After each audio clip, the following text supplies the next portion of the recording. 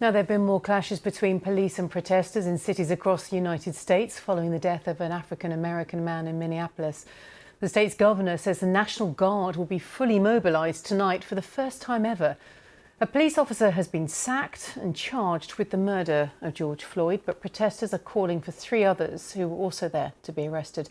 Well, our correspondent Barbara Plett-Usher is in Minneapolis for us now. Barbara. You know, Kate, Minneapolis has seen its share of unrest when it comes to police treatment of black men and women. But these protests have been particularly violent and particularly destructive. They've been torching local businesses like this chicken restaurant here. And we've had today local leaders coming out, political, religious leaders of ethnic groups, leaders of civil society, urging, pleading with people to stay home tonight. But I think many people are prepared to ignore that call. Here's my report, but I would just... He blames outsiders for spearheading the violence. The situation in Minneapolis is no longer in any way about the murder of George Floyd.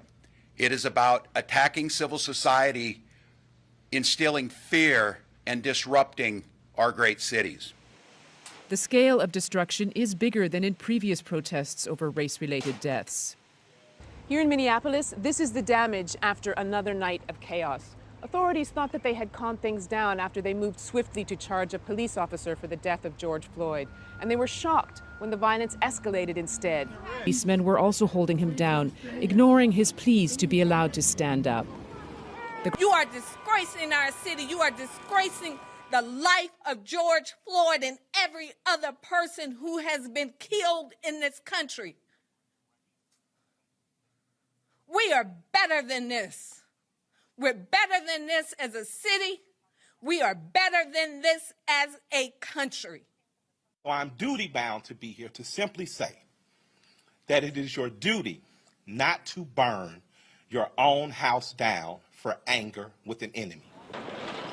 Accountability is what protesters are demanding. But in Minneapolis, hundreds, maybe thousands of people came out to show that they don't want to burn the house down to get it. They cleared away the wreckage left behind by nights of rage, aware that another one may be coming.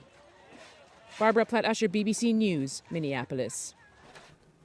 Well, our North America editor, John Sopel, is with us. And John, as if America hasn't got challenges enough right now, but now this rise in racial tensions too. Yeah, this week the US passed 100,000 coronavirus deaths, the novel coronavirus, and yet there's been an outbreak of America's oldest disease across the country, racism. We've been here before. There have been any number of deaths of unarmed black men at the hands of white police officers, leading to the frustration that you've seen on the streets. Over the decades as well, there have been race riots too, and presidents have always tried to tamp down the sort of sense of frustration and unease and unhappiness about it. But Donald Trump has taken a very different approach to this. He's already been cautioned on Twitter for his use of language. He's also tweeted this morning, after there were protests in Washington outside the White House, that if these people had got over the wall, they would have been greeted with the most vicious dogs and most ominous weapons I have ever seen. That's when people would have been really badly hurt, at least. And he said many Secret Service agents were just waiting for action. Now, that might help Donald Trump in November 2020 to fight as the law and order president. It might fire up his base, but his critics say it will do nothing to calm tensions. Sure, thank you.